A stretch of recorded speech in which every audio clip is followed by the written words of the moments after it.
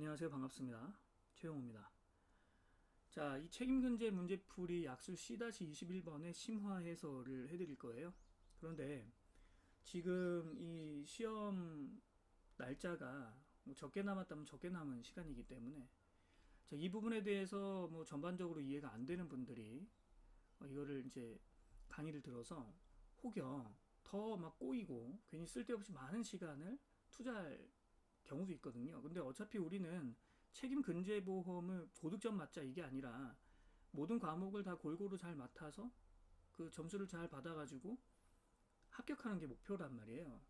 자, 그럼 얘는 그 나올 확률이 높아요? 뭐 그건 아니에요. 높을 확률은 아닌데 실무에서 정말 가끔 이런 일이 생기기도 하고 어떻게 보면 실무에서 봤을 때는 되게 중요한 아주 이제 실력자가 풀 수 있는 그런 문제일 수도 있거든요.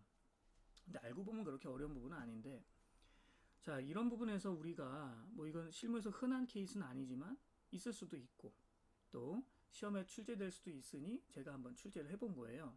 그런데 이제 문제풀이하는 어떤 관점 뭐 이런 것들이 좀 달라서 제가 답을 첫 번째 답을 드렸다가 이제 수정된 답을 드렸습니다. 자 지금부터 설명을 좀 드릴 건데 여러분들 이제 취사 선택을 하셔야 돼요. 그냥 내가 이거 제껴버리겠다 하신 분은 제껴버리시고 이거 내가 좀 더 제대로 한번 공부는 해보겠다 하시는 분은 공부하셔도 돼요. 자, 그럼 우리 한번 들어가 볼게요. 자, 들어가면 약수 C-21번은 이렇게 문제가 있어요. 그래서 이제 어떤 근로자가 있는데 이 근로자가 산재도 되고 대인 원도 되는 그런 케이스죠. 그래서 산재 청구를 한 다음에 나중에 이제 대인 2나 이에 대해서는 어떻게 하겠냐 하는 그런 부분을 다루고 있는 거죠. 자, 그러면 자, 이 문제를 뭐 다 설명하긴 그렇고 이미 다 한번 공부를 하셨다라는 가정하에 제가 설명을 드리는 겁니다.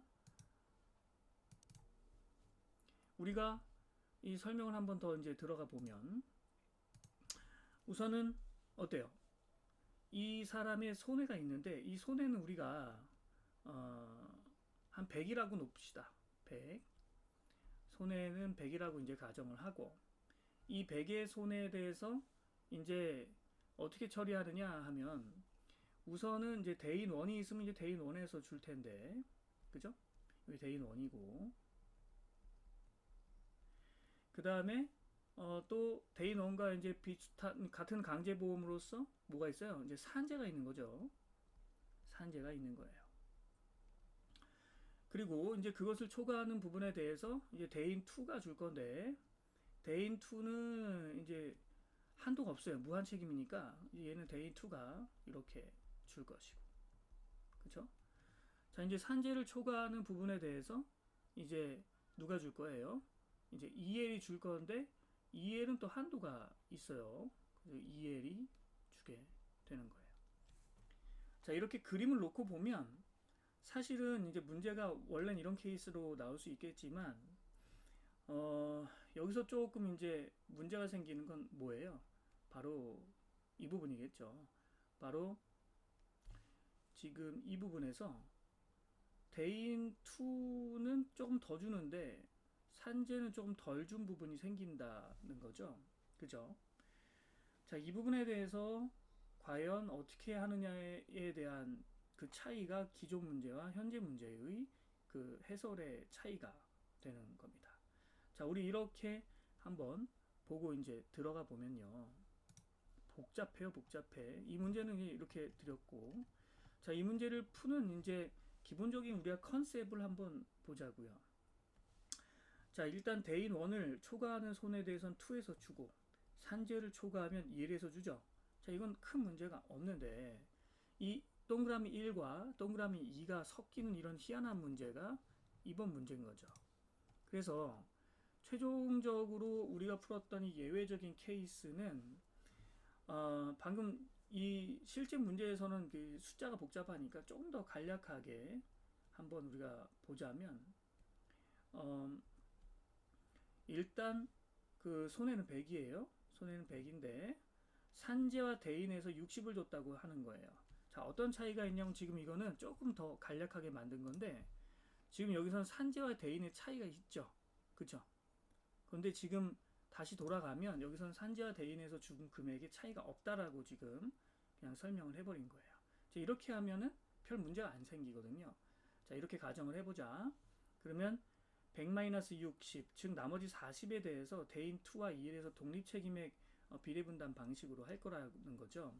그래서 다시 뭐 여기서 굳이 뭐 그려보면, 그죠? 지금 얘는 손해가 총 100이 났는데 이 100에 대해서 지금 산재와 대인이 똑같은 책임을 졌다 이거예요. 산재, 대인, 그죠? 원 어디까지? 60까지. 그럼 당연히 대인 2와 EL에 대해서는 그 이제 독립책임의 비례 분담으로 하자는 거죠. 대인 2 그리고 EL. 그래서 60을 넘는 여기서부터 60을 넘는 부분이 이제 40이니까 그죠? 요 40에 대해서 독립책임의 비례 분담을 하게 되면 매우 심플해지죠. 그래서 이제 예를 들어 100에서 60 뺀 금액에서 그죠? 실제 대인 2 같은 경우는 40을 다 책임지니까 40을 다 책임지고 그죠? 그리고 이 EL 같은 경우는 자기 한도가 30이었으니까 여기 지금 한도가 30이니까 30을 책임지게 되는 이런 문제로 풀면 별 문제가 안 생겨요. 자, 여기까지는 오케이죠? 자, 그런데 우리가 풀어본 문제는 여기서 좀 더 나아갔어요. 근데 우리가 풀어본 문제의 케이스는 조금 더 다르다. 자, 이렇게 설명하고 있단 말이에요. 그쵸? 이 케이스의 다른 이유가 뭐라고요? 바로 요런 점이죠. 그래서 요 차이가 생긴다.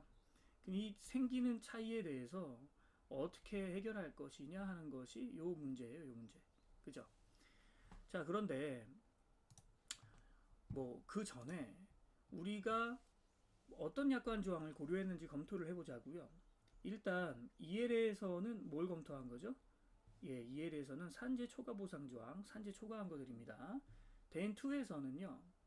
대인원 초과 손해 보상 조항과 산재 초과 보상 조항을 우리가 약관 조항이 있잖아요. 그러니까 대인 2는 산재는 안 드립니다. 근데 초과한 건 드립니다. 이게 있잖아요. 이게 산재 초과 보상 조항이고 대인 2에 또 뭐라고 되어 있어요? 대인원 그 초과하는 손해에 한해서 대인 2부터 줍니다. 뭐 이렇게 되어 있단 말이에요. 총 이 세 가지 약관 조항을 우리가 고려한 거예요. 자, 그러면 우리가 새로 나온 이 케이스를 한번 즉 이번 우리가 문제풀이에서 했던 케이스를 보자고요. 이 문제풀이에서 했던 케이스는 어떤 차이가 생기게 되는 거예요. 자, 100의 손해 중에서 피해 근로자가 산재 청구해서 산재에서 55 주고 만약 대인 1을 했다면 60까지를 받았다는 거죠. 그러니까 지금 이 문제에서 말하는 이 60이 뭐예요? 1.5억이 되는 거예요. 1.5억. 그죠?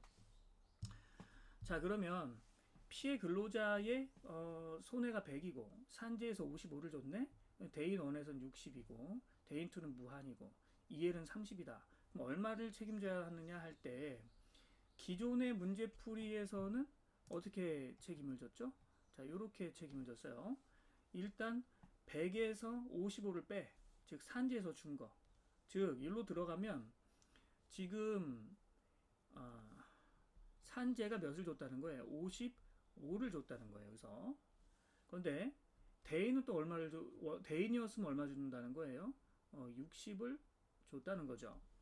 그럼 EL 입장에서는 이쪽으로 해보면 EL 입장에서는 100에서 55를 빼면 몇이지?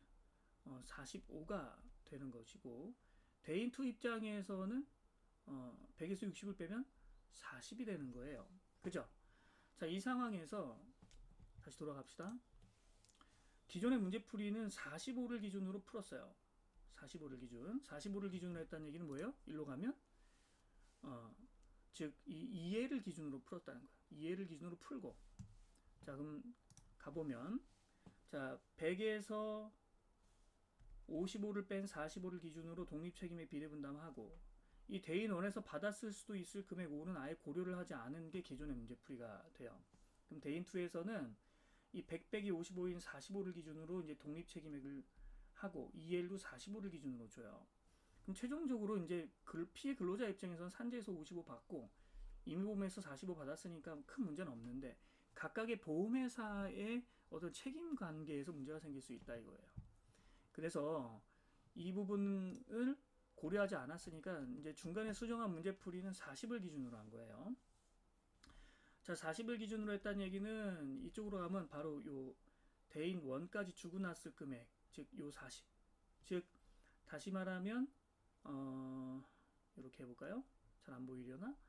자, 이 대인 2와 EL이 저기 책임지는 이 색깔로 해야겠다.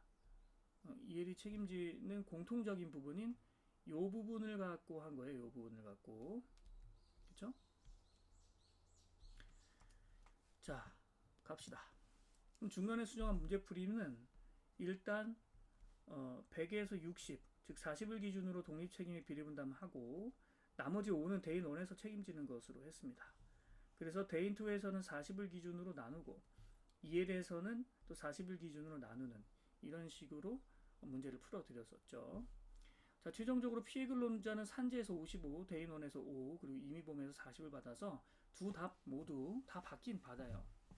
자, 그럼 풀이의 근거 제가 간략하게 설명했으니까 지금 이 심화 설명에서는 풀이의 근거를 좀 해볼게요. 차이를 설명함에 앞서서 자, 일단 EL약관에서는 산재 초과분을 주니까 EL이 인식하는 손해는 언제나 45가 돼야 된다는 거예요. 일로 오면 그죠? EL은 언제나 요 45를 기준으로 준다는 거죠. 자, 그러므로 차이점은 대인 2를 어떻게 보냐에 따라서 이제 비롯되는데 기존의 풀이의 근거는 자, 이 판결례가 있는데 이 판결에서 제가 쭉 설명해 여기 이제 한번 드려봤는데 나라는 요 문구를 갖고 한번 해석을 해본 거예요. 거기 보시면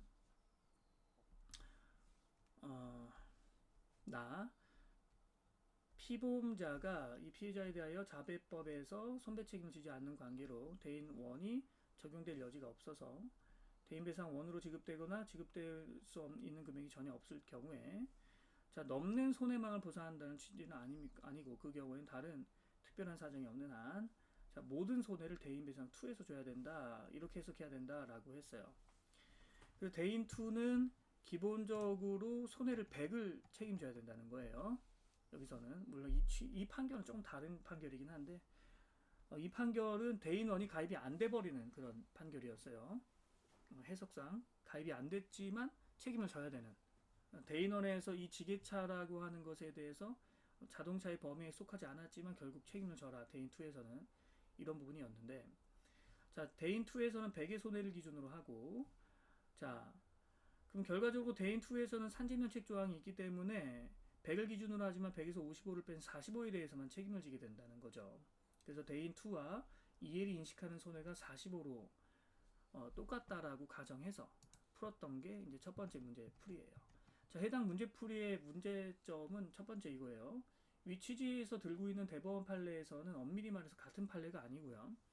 해당 이 판례는 그 대인 1이 가입을 했지만 보험료는 냈지만 그 대인 1에서 보상하는 책임이 안 생기는 그런 부분이었거든요. 그래서 얘가 대인 1 대신에 산재를 청구한 게 아니라 어쩔 수 없이 산재를 청구하게 되는 거예요. 대인 1도 청구할 수 있고 산재도 청구할 수 있었던 게 아니라 어쩔 수 없이 산재를 청구하고 초과되는 손해에 대해서 대인 2와 EL에서 책임지는 그런 부분이죠. 그러니까 이쪽으로 가면 원래 그 우리가 지금 상정했던 기존의 판례에서는요. 요게 없었다는 거예요. 대인 1이라는 게 안 됐다. 없는 것을 가정했던 판례였어요. 뭐 취지는 그렇지만 뭐 비슷하지만 그래서 그 판례의 취지를 그대로 뭐 비판 없이 받아들이기는 좀 그렇지 않냐? 뭐 이런 어떤 우리가 비판할 수 있고요. 둘째, 자, 이렇게 풀게 되면 이 문제 그 풀이의 가장 핵심적인 문제가 이거예요. 대인 1에서 부담해야 할 금액 5를 대인 2에서 부담하게 돼 버리는 거예요. 그렇죠? 즉 대인 2에서 규정하고 있는 대인 1 초과 손해보상 조항이나 대인 1 보상 부분에 대한 공제 조항이 고려되지 않았다는 거죠. 약관 한번 보시면 대인 1 보상한 거 안 준다라고 돼 있단 말이에요. 대인 2에 보상하는 손해에서. 자, 이것은 흔치 않겠지만 여기 본 것처럼 대인 1과 대인 2 가입 회사가 다를 경우에 문제가 돼요. 같을 경우에는 뭐 어차피 뭐 물론 손해율을 할 땐 그러겠지만 대인 1과 대인 2가 서로 섞여 있는 하나의 보험, 예를 들어 무슨 삼성화재 보험에 대인 1과 대인 2 다 가입했다면 뭐 기존의 문제풀이도 크게 틀렸다고 보진 않아요. 그런데 삼성화재 대인 원 가입하고 현대해상이 대인 투 가입된 경우죠. 이런 경우는 거의 없지만 있긴 있단 말이에요, 실제. 정말 예외적으로 있다고요. 그쵸? 그래서 삼성에선 대인 원 가입하고 현대에서 대인 투를 가입한 거예요. 그죠? 아주 흔치 않지만 있긴 있어요. 이럴 경우에는 기존 문제풀이가 어떤 문제가 생기는 거예요? 이 대인 투가 대인 원 것까지 줘버리는 문제가 되는 거예요. 이 부분. 그쵸? 자, 이거 좀 문제 있지 않냐? 제가 고민을 하게 된 거죠. 또 그 질문하신 분도 있고. 자, 그래서 이게 같은 회사라면 문제가 없는데 다른 회사일 경우에는 그게 좀 문제가 생기는 거죠. 그래서 대인 원 회사에 대한 책임을 대인 투에서 부담하게 됐기 때문에 이것을 대인 원 회사에 나중에 추후 구상을 하는 문제로 뭐 얘기를 하거나 아니 애시당초 그 책임을 지지 않는 그런 부분으로 뭔가 해결해야겠다 생각을 한 거죠. 자, 도중에 수정한 문제풀이는요. 실제 100-60인 40을 기준으로 해서요. 45가 아니라. 그죠? 뭐 여기서 있는 그 조항, 즉 대인배상 원을 넘는 거 준다. 이렇게 했잖아요, 지금. 대인배상 원을 넘는 거 주니까 대인 2는 40밖에 줄 수 없죠. 그죠? 근데 방금 기존의 문제풀이는 대인 2도 45를 줘버렸단 말이에요. 그러니까 대인 2에서 40 주니까 대인 1을 초과하는 그 손해만 투자하는 거죠. 그래서 실제 대인배상 원으로 지급될 수 있는 금액을 빼고 푼다는 거죠. 그럼 자, 이 대인 2에서 그 100 빼기 55인 45를 책임져야 하는 것이 아니라 100 빼기 60인 40을 기준으로 문제를 풀자는 거죠. 그죠? 그럼 나머지 5는요. 대인 원에서 처리하라 이거죠. 그죠? 자, 그럼 이제 이 문제는 크게 문제가 없긴 한데 이 문제 풀이도 이제 어떤 뭐랄까요? 이 풀이에 어떤 좀 허점이 있어요. 왜냐면 실제 EL이 인식하는 손해는 몇이었죠? 45고 대인2가 인식하는 손해는 50이란 말이에요. 이때 이게 문제지. 그쵸? 대인2는 40인데 이거 오타입니다. 그죠? 대인2는 40이다. 40이 서로 달라진다는 거죠. 그래서 실제 대인2는 40을 지고 EL이 45를 책임지는데 그죠? 문제풀이에서는 어떻게 했냐면 대인 1 부분은 대인 1에서 그냥 혼자 다 주고 공통된 부분인 40을 기준 이게 45 뭐 문제가 틀렸다 그죠? 공통된 부분인 40을 기준으로 대인 2에서 그리고 EL에서 책임을 분배한다 이렇게 풀이했다 하는 것이죠. 자, 그럼 이 부분에 현실적인 어떤 문제가 생길까요? 이 부분은 현실적으로 또 이런 문제가 생겨버려요. 피해 근로자가 산재받고 나서요. EL과 대인2에 청구해서 배상을 했더니 EL과 대인2에서 얼마를 줘요? 40을 줘요. 그죠? 난 총 100인데 산재에서 얼마 받았어요? 아까 55인가? 얼마 받았지 여기서? 봐요. 내가 처음 받았더니 내가 지금 피해 근로자 입장을 생각해봐요. 내가 1차 청구했더니 55를 줘. 그죠? 근데 2차 청구했더니 얼마를 줘요?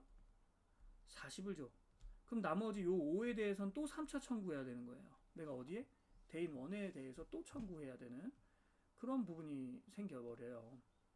그래서 이렇게 되면 실제 피해 근로자가 그렇게 하지도 않을 것이고 현실적으로 이 부분에서는 어떤 좀 문제가 생기냐면 중복보험 연대 책임 규정에 어떤 간과한 것은 아니냐 이런 생각도 또 들고요. 그래서 이제 논의를 조금 더 해봅시다. 자, 최초의 답안이었던 45 기준으로 봐라 하면 얘는 대인원 초과 손해보상 조항을 무시하고 그 5를 대인2가 책임지게 되는 것이 가장 큰 문제가 됩니다. 이게 하나의 회사라면 몰라도 서로 다른 대인1과 대인2가 서로 다른 회사인 경우에는 좀 문제가 됐다는 거죠. 그래서 일반적인 케이스에서는 45 기준으로 문제 풀이해도 뭐 큰 문제가 없을 거예요. 근데 이제 물론 이것도 대인1과 대인2의 손해율이 서로 다르게 나면 그죠? 손해율 산정할 때는 약간의 문제가 생길 수 있겠지만 어쨌든 뭐 큰 문제는 없을 거예요. 그죠? 어차피 하나의 자동차 보험회사가 부담하는 하나의 피보험자에 대해서 부담하는 손해이기 때문이죠. 자, 그런데 실제 대인 1과 대인 2가 서로 다른 경우, 아주 예외적인 경우, 거기까지 우리가 고려해 본다면 40 기준으로 푸는 게 맞다는 거예요. 그래서 이제 이 40 기준으로 문제를 풀자 하는 거죠. 근데 그러면 대인 1에서는 청구도 안 했는데 알아서 주냐 이거예요. 근데 이제 문제 풀이할 땐 그랬죠. 대인 1에서 5를 부담하는 걸로 하자. 하고 나머지 40 갖고 독립책임액 비례분담을 한 거죠. 그죠? 자, 그런데 실제 중복보험 연대책임 규정도 있고, 물론 이것도 더 깊이 고려하면 되게 좀 그 오해에 대해서 내가 과연 책임을 지냐 하는 부분이 있긴 하지만, 중복보험 연대책임 규정까지 다 고려해 보자면 40 기준으로 푸는 게 맞냐 하는 거예요. 그죠? 자, 그럼 결론적으로는 이렇게 우리가 해결을 하는 겁니다. 자, 이러한 점까지 모두 고려하면 40 기준 문제풀이가 일단 맞는 거예요. 모든 경우의 수를 다 고려했을 때. 그죠? 즉, 대인 1과 대인 2 회사가 다르다고 생각했을 때. 이때 대인 1에서 5를 별도로 주는 것으로 하지 않고 일단 손해액을 45로 하되, 그죠? 대인 2와 EL의 공통 부분인 40을 기준 손해액으로 쭉 준 다음에 봐요. 요거 대인 2와 대인 그 EL을 다 40 기준으로 하고, 그 다음에 뭘 더 할 수 있냐면 요건 이제 실손보험에서 쓰는 방식이긴 해요. 실손보험 비례책임 할 때 요런 거 쓰긴 하는데, 얘를 혼자 하는 거예요. EL에서 5를 추가로 더 부담을 하는 거죠. 그죠? 왜냐면 실제 EL에서는 어차피 이 5를 부담하잖아요. 그러니까 즉 독립책임의 비례분담을 할 때 어떻게 하자는 거예요. 독립책임의 비례분담을 할 때 있잖아요. 일단 요거 갖고 독립책임의 비례분담을 하자 이거예요. 요거 갖고. 그쵸? 이게 지금 제가 수정한 답이잖아요. 그 다음에 EL에서는 어떤 책임 또 져야 돼요? 어차피 EL은 요 책임 또 져야 되니까 EL 같은 경우에 또 요 책임을 지자는 거지. 요 책임. 그쵸? EL에서 결과적으로 독립책임액은 요거 EL과 대인배상 갖고 하고 나머지 5는 EL이 혼자 책임지는 걸로, 이 실손보험에서 이런 계산 방식을 아마 공부해 보신 분도 있을 텐데 그렇게 해보는 거죠. 그래서 실제 이거는 뭐 결론적으로 그래요. 어쨌든 답은 40 기준이 맞다는 거죠. 40 기준이 맞는데 이 40 기준 풀기 전에 5를 대인 1에서 주는 거다라고 풀든가, 아니면 40 기준으로 푼 다음에 2에 대해서 5를 더 추가로 주고 추후에 대인 1한테 구상한다고 하던가. 근데 실제 추후에 구상하는 방식이 제 생각엔 보다 맞는 방식이에요. 왜냐면 현실적으로 대인 1이 청구도 안 했는데 5를 줄 리는 없으니까. 그러니까 최종적으로는 요 답이 가장 그 맞는 답이 되는 거죠. 그쵸? 이렇게 하는 것이. 근데 뭐 기존에 드렸던 수정한 답도 대인 1에서 나머지 주기로 했으니까 뭐 그거는 뭐 그렇게 먼저 주냐 나중에 구상해서 받냐, 이 부분은 뭐 선후 관계의 차이인데. 자, 그래서 제가 이 그 C-22번이었나요? 그 부분을 좀 심화 설명을 좀 드렸고, 최대한 좀 짧은 시간 안에 좀 설명을 드리려고 노력을 했습니다. 여러분 시간이 있으니까. 제 말이 좀 느리잖아요. 그래서 아마 여러분들은 이거 배속으로 들었을 거라고 생각해요. 그래서 20분 이상 시간을 투자하진 않았을 것 같습니다. 다시 한번 제가 설명했던 내용들을 천천히 보면서 한 번 더 좀 의문이 생기는지 한번 확인해 보시고요. 제 생각에는 나올 확률이 높다라고 보진 않는데, 이거 나왔을 때는 이게 최종적인 답이 되겠지만 제 생각에는 나왔을 때는 이런 식으로 나오지 않을까. 즉 아주 쉬운 케이스로 이렇게. 그죠? 그래서 실제 산재와 그 대인 원이 그 같게 되는, 근데 현실적으로 있을 수는 없어요. 왜냐면 대인 원은 위자료를 단독으로 주기 때문에 있을 수 없습니다. 근데 아마도 내면 그나마 이렇게 내서 이렇게 아주 손쉽게 풀 수 있게 하는 이런 방식으로. 왜냐면 이런 연습 안 하신 분들이 꽤 많거든요. 그죠? 그렇기 때문에 뭐 요 정도만 내도 어렵다고 생각할 수 있기 때문에 이 정도로 나오지 않을까 하는 게 생각이고요. 어쨌든 최종적으로 잘 마무리 잘 하셔가지고 모두들 합격하시기만을 정말 바라고 있겠습니다. 자, 또 질문이 있으시면 언제든 주세요. 제가 지금 최근 며칠 동안 이 컴퓨터가 좀 안 되는 것도 있고 해서 약간 늦어졌어요. 또 급한 일이 좀 있어가지고 그 답이 좀 늦어진 게 있어서 너무 죄송한데, 또 이 컴퓨터 이게 스피커랑 이게 좀 안 돼가지고, 이 스피커만 제가 좀 이렇게 기계치인가 봐요. 자, 겨우겨우 세팅을 한 거거든요. 어쨌거나 또 다음 또 질문이 있으면 또 질문에 또 답변을 드리도록 할게요. 근데 추가적으로 좀 드리고 싶은 건 너무 깊이 들어갈 필요는 없어요. 기본적인 걸 잘해야 합격한다. 제 강의할 때 드린 말씀 기억하시죠? 기본적인 걸 잘하고 기본적인 암기에 충실하자. 자, 요거 잘 생각하셔서 끝까지 잘 정리하시고 꼭 합격하셨다 하는 그 좋은 소식 제가 기대하고 기다리고 있겠습니다. 네, 감사합니다.